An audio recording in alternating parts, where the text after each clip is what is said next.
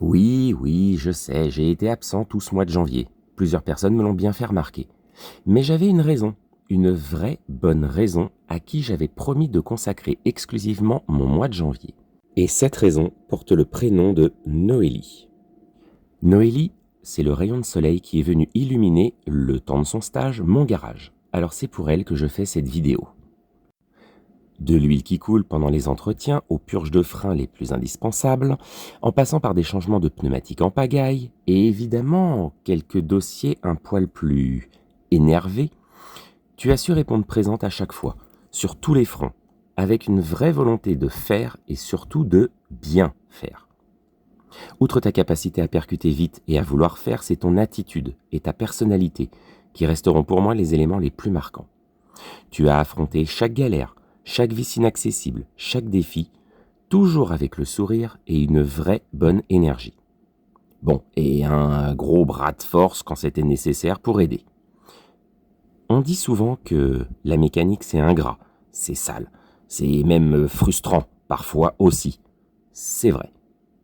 Et travailler avec des outils glacés, dans un garage froid où le thermomètre n'a pas décollé de zéro depuis la veille au soir, ça participe aussi à révéler les caractères.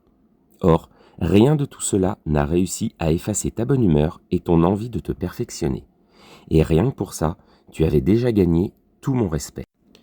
Garde bien en tête que dans un milieu qui reste encore très masculin, tu n'as absolument pas à rougir face à tes homologues, bien au contraire.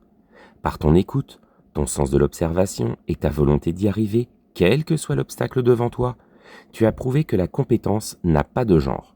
Elle n'est que volonté de bien faire, apprentissage et travail. Mais on va pas se mentir, hein, t'as mis la barre haute, très haute, pour les prochains qui voudront franchir la porte du garage. Il va falloir s'accrocher pour arriver à ton niveau d'implication. Donc, mademoiselle, une fois encore, mille merci pour cela. Mes petits conseils pour la suite ? Eh bien surtout, ne change rien. Garde cette curiosité d'esprit qui a amené autant de « j'ai une question » durant tout ce mois. Continue aussi de cultiver ce petit grain de folie qu'on s'est partagé. Ouais, je crois que là-dessus, on s'est pas trop mal trouvé. Un peu comme en matière de goûts musicaux finalement.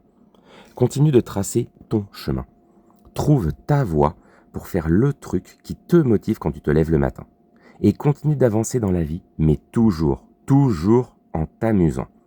Et sois assuré d'une dernière chose. Bien évidemment que si tu le souhaites et quand tu le souhaites, je t'accueille de nouveau et à bras ouverts. Affectueusement, Frédéric.